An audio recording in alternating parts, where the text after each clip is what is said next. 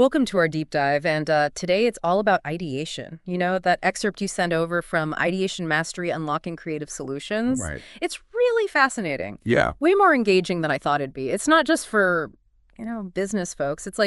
It's about unlocking something creative in all of us. absolutely. And I think what's really cool about this excerpt is it frames ideation as a process, Okay. not just these random bursts of inspiration. Right. It's about building the right mindset, learning specific techniques, even understanding those mental blocks that we all have.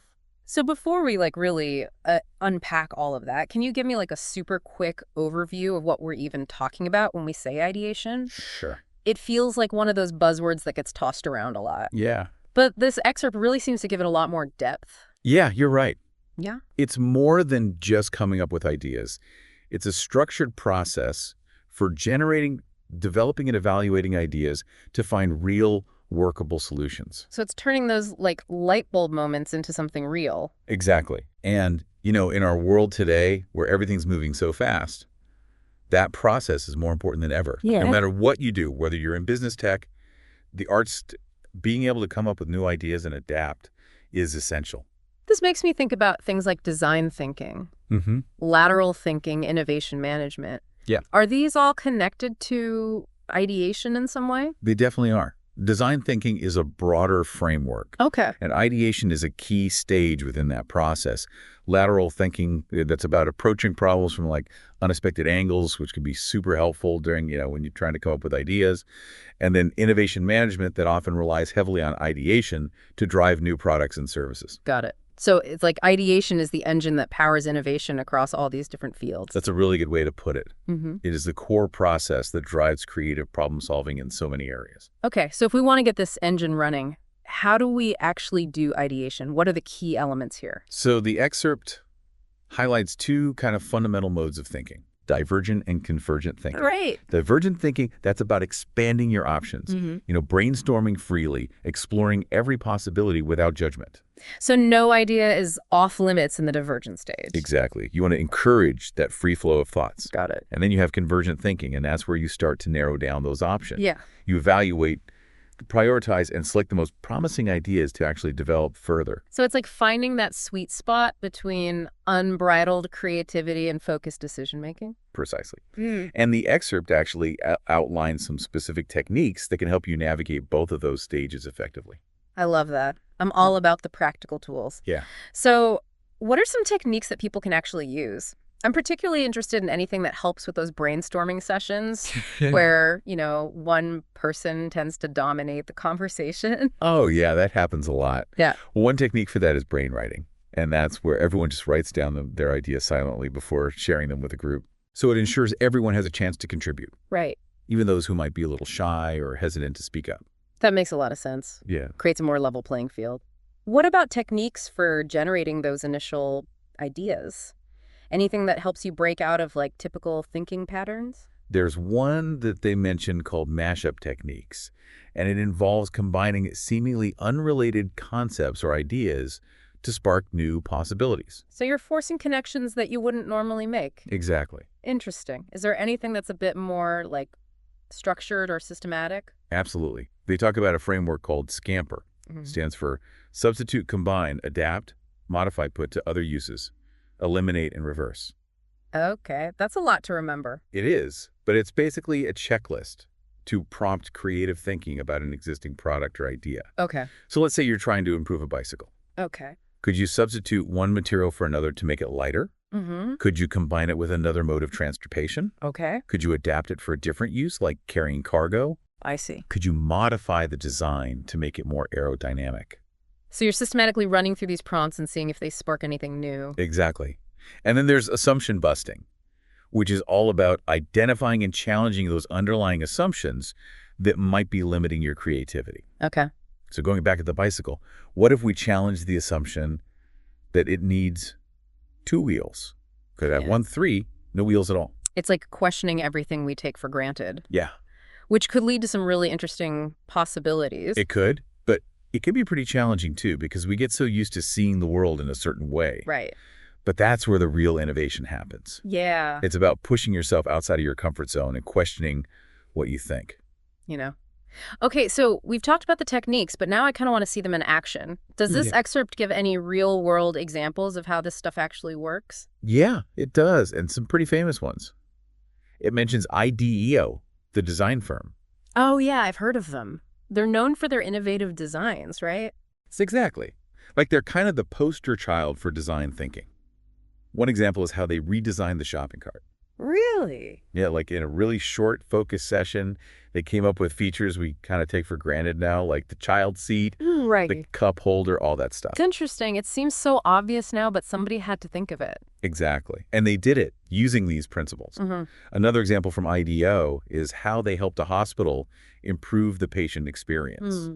They didn't just look at medical equipment. They looked at like the entire patient journey, from admission to discharge, and used ideation to identify pain points, Yeah. come up with creative solutions. So it's not just about products, it's about systems and experiences. Exactly. You start to see how broad these principles really are. Yeah, for sure. The excerpt also talks about Google's 20% time policy, Oh, yeah. where employees could dedicate 20% of their time to personal projects. Right. And that led to things like Gmail and AdSense. That's so cool, like giving people the space and freedom to just explore their own ideas. It's a great way to foster that culture of innovation. Yeah, and of course, how can we forget the Post-it note? Right. A classic example of a failed adhesive turning into something huge. Exactly. Love that story. It's a good reminder that, the best ideas can come from the most unexpected places, and you shouldn't be afraid to experiment. Ah, But I gotta say, all this talk about ideation techniques, it's inspiring, yeah, but also kind of daunting. Are there like common pitfalls that people should be aware of? definitely. The excerpt actually has a whole section on navigating these potential pitfalls. Huh. And even experienced innovators can fall into these traps. Oh, really? Okay, let's hear it.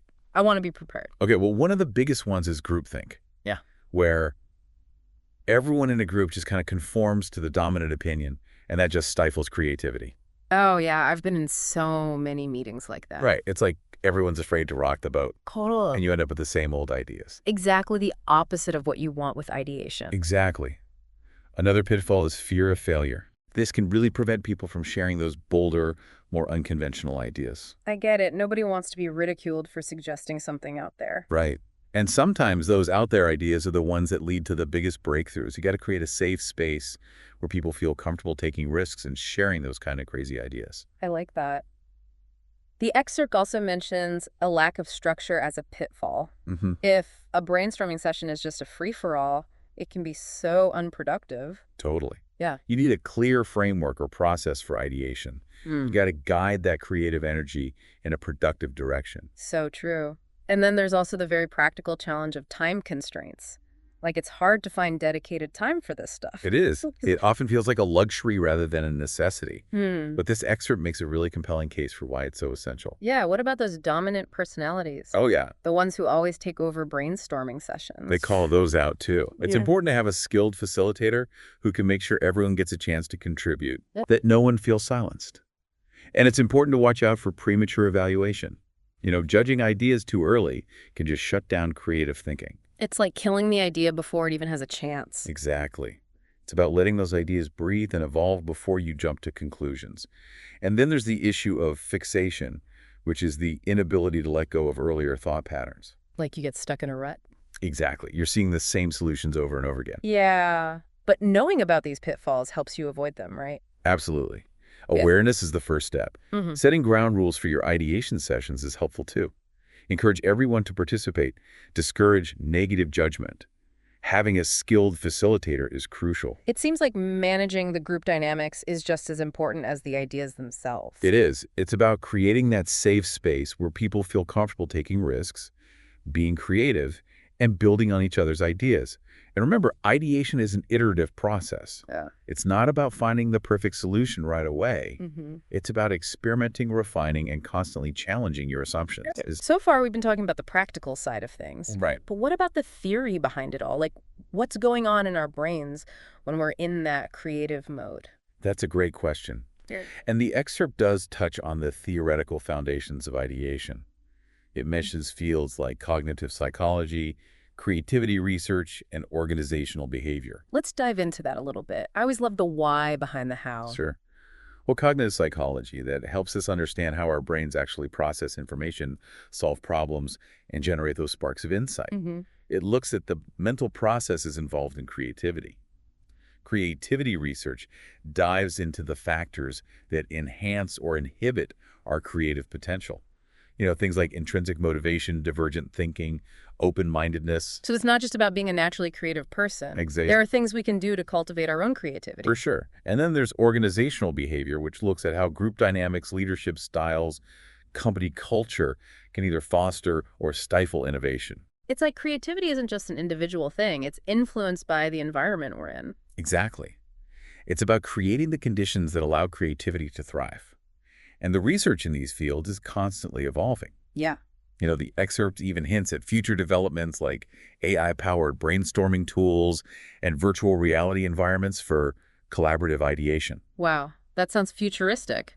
Imagine brainstorming with an AI assistant or having a virtual ideation session with colleagues from around the world. It's exciting to think about the possibilities, but one thing is clear.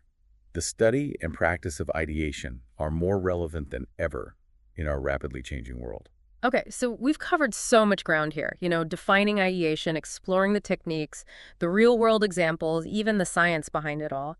But for someone listening to all of this, what's the big takeaway? What should they walk away with? I think the main point is that ideation isn't some mystical talent that only a select few have. Right. It's a skill anyone can learn and develop and apply in really any area of their life. Yeah. It's about cultivating that mindset of curiosity, being willing to experiment, and embracing collaboration. It's not just about coming up with the next billion-dollar idea, right? Exactly. It's about looking at everyday problems in a new way with that willingness to try new things. It is. And remembering that ideation is a process, not a one-time event. Right. By understanding these principles and techniques that we've been discussing, you can make yourself, your team, your work, even the world around you, a little bit more innovative. And hey, maybe you will come up with that next Post-it note. Right. But even if you don't, the process itself is so valuable. Absolutely. It changes how you approach challenges, how you see possibilities. I think that's a great point to end on. Yeah. It's not just about the destination. It's about that journey of becoming a more creative and innovative thinker. So as we wrap up our deep dive into ideation, I want to leave you with one final thought. Think about a problem that you'd like to tackle using these techniques. It could be anything, a challenge at work, a personal goal you're struggling with, even just a small frustration in your daily life. Right. And as you approach that problem, remember everything we talked about. Challenge those assumptions, brainstorm freely, experiment with different techniques, and don't be afraid to think outside the box. It's all about trying new things. Exactly. We'd love to hear about the creative solutions you come up with, because ultimately everyone has the potential to be an ideator. Thanks for joining us on this deep dive into ideation. We hope you found it insightful and inspiring. Until next time, happy ideating.